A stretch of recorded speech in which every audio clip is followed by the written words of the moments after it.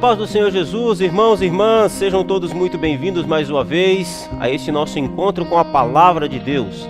É muito bom ter você aqui, é uma alegria imensa para mim ter mais esse encontro. Que Deus possa abençoar a sua vida, o seu coração de forma poderosa em nome do Senhor Jesus. Logo, logo a gente vai ter aqui algumas novidades nas quartas-feiras, uma programação um pouco diferente. Eu tenho certeza que você vai gostar bastante.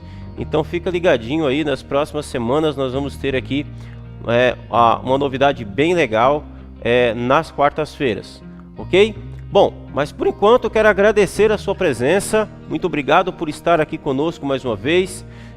Quero pedir para você que compartilhe esse vídeo, compartilhe a nossa celebração, o nosso culto, compartilhe o nosso canal, divulgue aí para os seus contatos. É sempre muito importante. Assim nós vamos estar contribuindo para a pregação da palavra de Deus, do Evangelho de Jesus.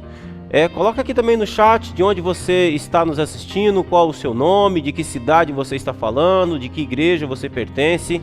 E já quero fazer um convite muito especial para você. Para que você que mora aqui em São Paulo, venha nos visitar. Nós estamos aqui na Rua Voluntários da Pátria, 1168 em Santana, bem perto do metrô do Carandiru. É bem fácil de chegar aqui à nossa igreja, tá bom? Então, Deus possa abençoar o seu coração em nome de Jesus e vamos para o estudo da palavra de Deus nessa noite. Eu quero convidar então você nesse primeiro momento para que nós possamos orar ao Senhor nosso Deus, pedindo a Ele a bênção sobre as nossas vidas em nome de Jesus. Vamos orar ao Senhor? Maravilhoso Pai que estás nos céus, adoramos e agradecemos a Ti por todas as coisas. Bendizemos o Teu nome e Te glorificamos por essa oportunidade da qual nós temos mais uma vez de vir, meu Deus, diante da Sua palavra. Reunido, meu Deus, com os meus irmãos, para que possamos, meu Deus, aprender mais de Ti. Obrigado por Sua graça, por Seu amor, por Sua bênção sobre as nossas vidas. Continue iluminando a nossa mente, Senhor. Continue nos conduzindo pelo caminho da redenção. Continue, Senhor, salvando pessoas, salvando vidas, redimindo, meu Deus, vidas para a glória e louvor do Teu nome santo. Te louvo, te peço e te agradeço, Senhor, em nome de Teu Santo Filho Jesus Cristo. Amém e amém. Amém. Queridos irmãos, antes da gente continuar, eu quero fazer um convite muito especial para você, para que você possa participar da nossa campanha de missões do mês de setembro. Eu estou aqui com a minha camisa já. Nosso tema esse ano é Eis-me Aqui. Temos aqui também a nossa canequinha personalizada com o tema. E você pode participar da nossa campanha com toda certeza. Lá no chat, aqui no chat, a gente vai estar deixando um link para que você possa também participar da nossa campanha. E na descrição desse vídeo também vai ter aí um link para que você possa ter acesso e possa participar da nossa campanha missionária. Nós temos vários lugares onde nós temos projetos de missão no Brasil e fora do Brasil. Nós temos projetos missionários onde nós ajudamos, onde essas ofertas serão direcionadas para esses projetos. São mais de 10 projetos que a nossa convenção, que a nossa igreja participa. Eu gostaria muito de contar com a sua colaboração missionária também nesse sentido. Amém? Muito bem. Nós vamos falar hoje sobre vida de obediência. Nós somos redimidos para uma nova vida. Nós somos resgatados para uma vida para a glória de Deus. Nós somos redimidos para viver uma vida de obediência ao Senhor. E aqui vale uma pergunta: será que nós, redimidos, resgatados, salvos, temos mesmo algum compromisso com a lei de Deus? Como que é a relação do salvo com a lei de Deus? Será que nós precisamos observar a lei ou não precisa?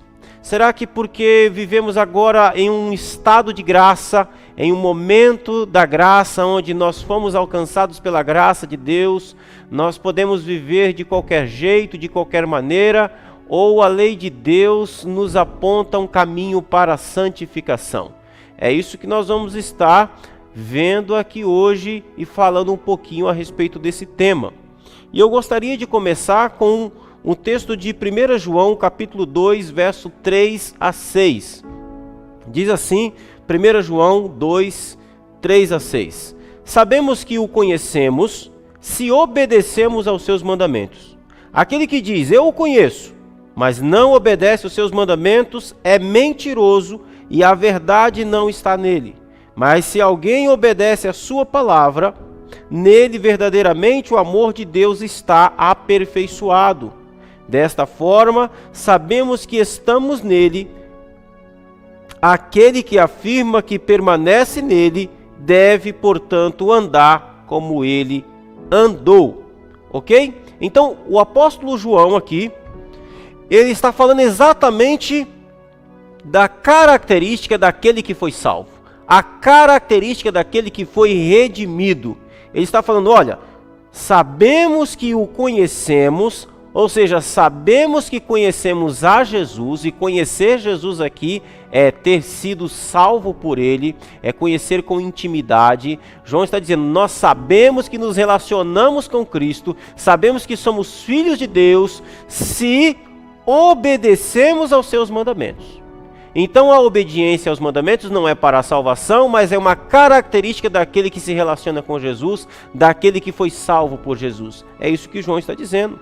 Aí ele vai argumentar dizendo, aquele que diz, eu conheço. Aquela pessoa que diz, não, eu conheço Deus, eu conheço Jesus, mas não obedece os seus mandamentos, João diz, é mentiroso. Dizer que conhece Jesus, que segue a Jesus, que anda com Jesus, que foi salvo por Jesus, mas não obedece os mandamentos de Jesus, João diz, isso é uma contradição, isso é uma mentira. Então, e aí ele vai dizer, a verdade não está nele, nessa pessoa que diz isso, mas se alguém obedece a sua palavra, se alguém obedece a palavra de Jesus, nele verdadeiramente o amor de Deus está aperfeiçoado. Aquele que verdadeiramente obedece a palavra de Jesus, a obediência dele, a vida de obediência, é a marca de que o amor de Deus foi aperfeiçoado nessa pessoa. Aí João conclui dizendo, desta forma então, nós sabemos que estamos nele. Quando é que eu sei que estou em Cristo? Como é que eu posso saber se sou salvo? Primeira característica João coloca aqui, aquele que afirma que permanece nele, que permanece em Cristo, que foi salvo por Cristo, que foi resgatado por Cristo, deve andar como Cristo andou. E aí eu pergunto, como era que Cristo andava? Cristo era obediente à lei de Deus. Cristo foi totalmente fiel à palavra de Deus, totalmente fiel aos mandamentos do Senhor. Então é isso que nós vamos refletir hoje, sobre a importância da lei de Deus para nós e a prática de boas obras diante de Deus como uma evidência de que nós realmente temos uma fé verdadeira. Então algumas pessoas pensam que pelo fato de que elas foram salvas pela graça de Deus, elas podem viver de qualquer maneira e não precisam mais observar a lei de Deus. É fato que nós não somos justificados pela lei, é fato que nós não somos salvos pela lei de Deus, mas uma vez que fomos redimidos, uma vez que fomos salvos, a evidência de que nós temos uma fé verdadeira são obras de justiça que são vistas em nós, ok? Então eu gostaria de começar com vocês lendo Tiago capítulo 2, verso 14 e do verso 17 ao verso 20. E nós vamos ver que a obediência à lei de Deus, a obediência a Deus, uma vida de obediência é a prova da verdadeira fé. Existe uma fé verdadeira e existe uma fé falsa. A fé que você tem em Jesus é verdadeira? A prova de que essa fé é verdadeira, nós vamos encontrar aqui em Tiago. Será que a gente tem fé mesmo ou é fé da boca para fora? É positivismo. É o que a gente vai estar vendo. Então, Tiago capítulo 2, verso 14, ele diz assim, ó: de que adianta, meus irmãos, dizerem que têm fé, se não a demonstram por meio das suas ações? Acaso esse tipo de fé pode salvar alguém? Se um irmão ou uma irmã necessitar de alimento ou roupa, e vocês disserem, até logo, e tenham um bom dia, aqueça-se e coma, mas não lhe derem alimento nem roupa, em que isso ajuda? Como veem, a fé por si mesma, a menos que produza boas obras, está morta. Mas alguém pode argumentar, uns têm fé, outros têm obras. Mostre-me sua fé sem as obras, e eu pelas minhas obras lhe mostrarei minha fé. Você diz crer que há um único Deus? Muito bem. Até os demônios creem nisso e tremem de medo. Quanta insensatez! Vocês não entendem que a fé sem as obras é inútil? Então o que Tiago está colocando aqui é exatamente esse ponto. Ele está dizendo que a fé, dizer que tem fé, dizer que confia em Jesus para a salvação, dizer que foi salvo, mas viver uma vida de desobediência, uma vida onde não há uma produção de boas obras, uma vida onde não há a evidência de atos transformados, Tiago está dizendo, olha, esse tipo de fé é inútil, não resolve absolutamente nada. Então o Tiago está dizendo que uma pessoa que alega ter sido salva, mas vive em desobediência, é incompatível com a fé que ela alega ter. Esse tipo de fé, que não é acompanhada de uma vida de obediência e boas obras, é apenas positivismo.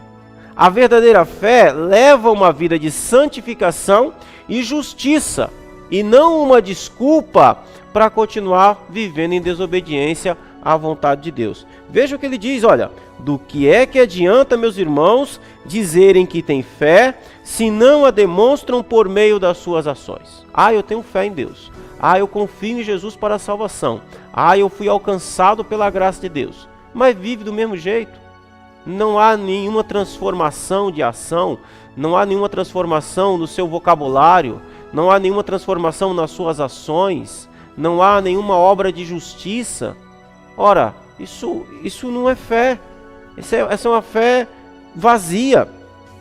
Isso é fideísmo, isso é fé na fé. Isso não é evidência de salvação. Tiago questiona exatamente isso. Acaso esse tipo de fé pode salvar alguém? Como veem, a fé por si mesma, a menos que produza boas obras, está morta. É uma fé morta. Uma fé que não leva à obediência, uma fé que não leva a uma mudança de vida, é uma fé que está morta, segundo o apóstolo Tiago.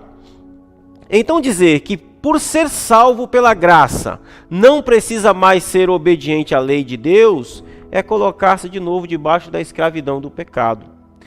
Seria razoável a alguém, depois de ter sido liberto da escravidão do pecado, ter ainda prazer em desobedecer a Deus e a sua lei?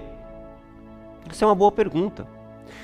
Olha, a palavra de Deus diz que Jesus nos liberta do poder do pecado. Jesus nos liberta da escravidão do pecado. Jesus nos liberta da nossa incapacidade de ser justo. E uma vez liberto da escravidão do pecado, é razoável que alguém ainda queira viver debaixo da escravidão do pecado?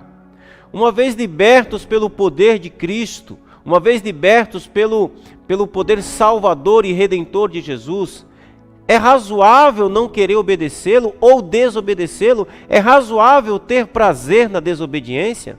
De jeito nenhum. Se uma pessoa te salvou, você fará de tudo para agradar essa pessoa. Não por ela te salvar, ela já te salvou. Porque você já foi salvo, você tem prazer em obedecê-la. Você tem prazer em agradar essa pessoa. Foi isso que Deus fez. Foi isso que Jesus fez na cruz do Calvário. Nos salvou, nos comprou, pertencemos a Ele.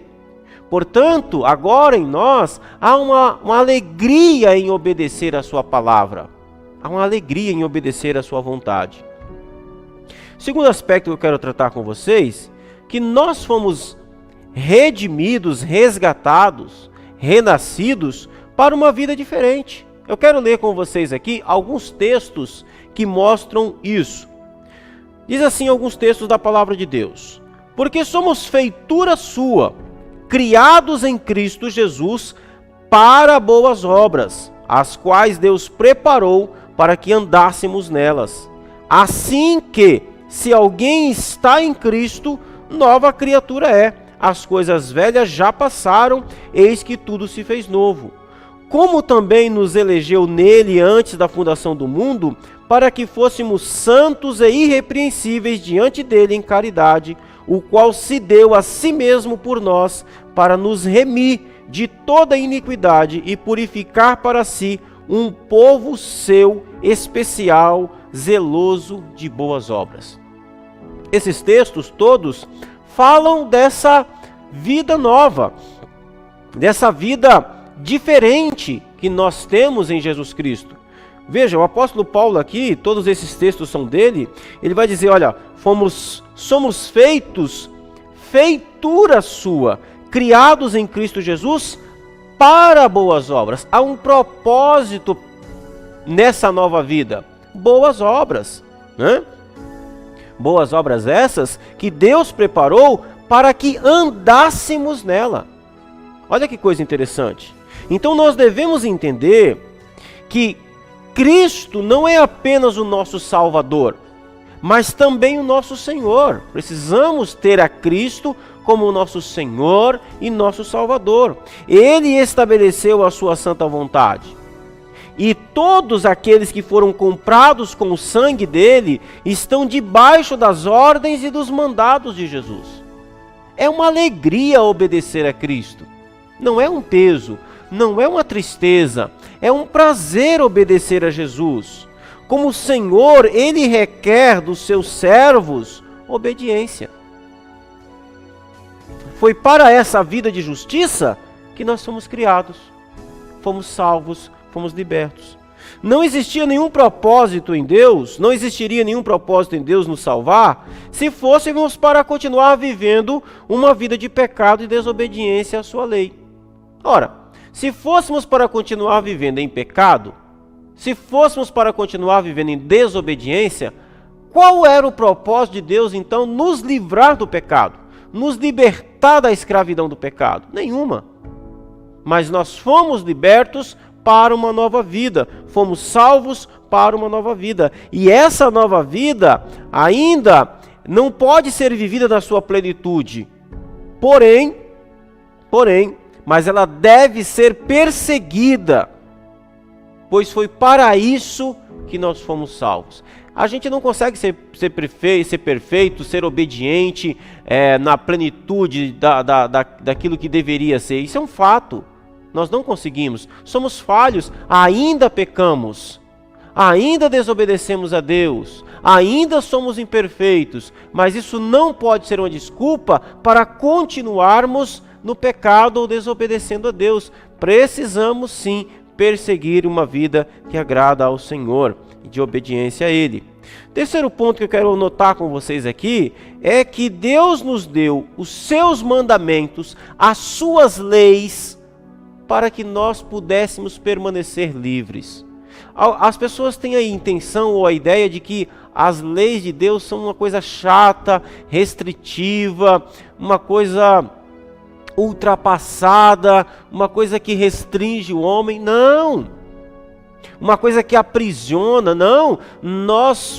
Deus nos deu a sua lei exatamente para que nós pudéssemos permanecer livres.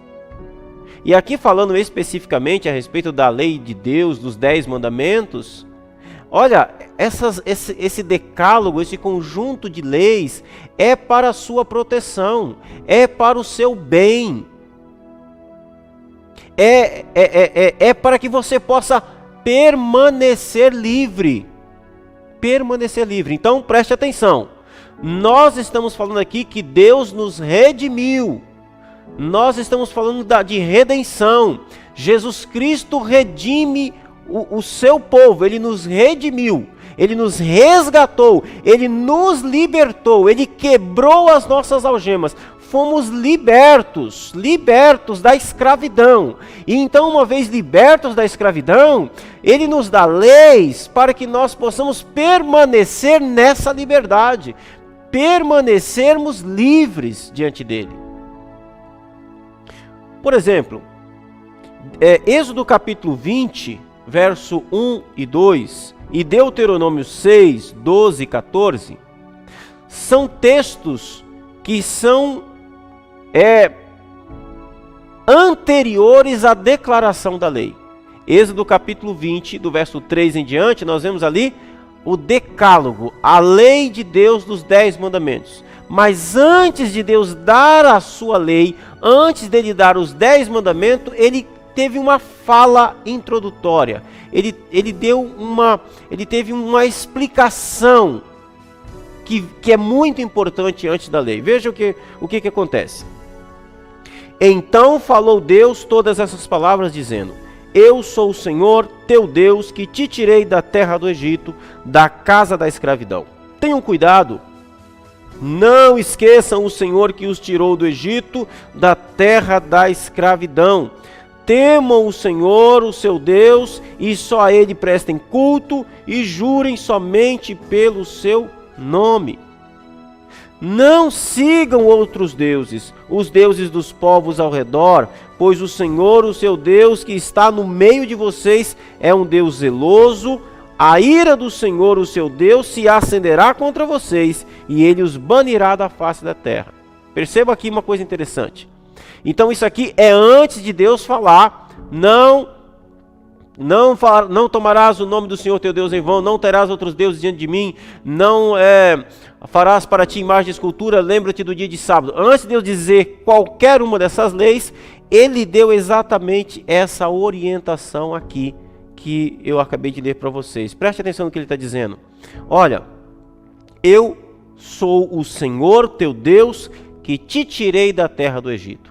O povo de Israel era um povo escravo que viveu debaixo da servidão, da escravidão do Egito por 430 anos.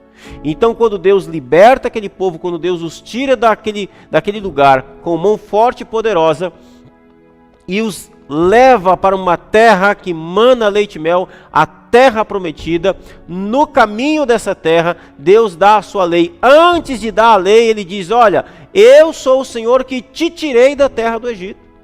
Eu sou o libertador, vocês já são livres, vocês foram livres da escravidão. Então, para que vocês possam permanecerem livres, para que vocês possam permanecer com essa liberdade, lembrem-se: não terás outro Deus diante de mim.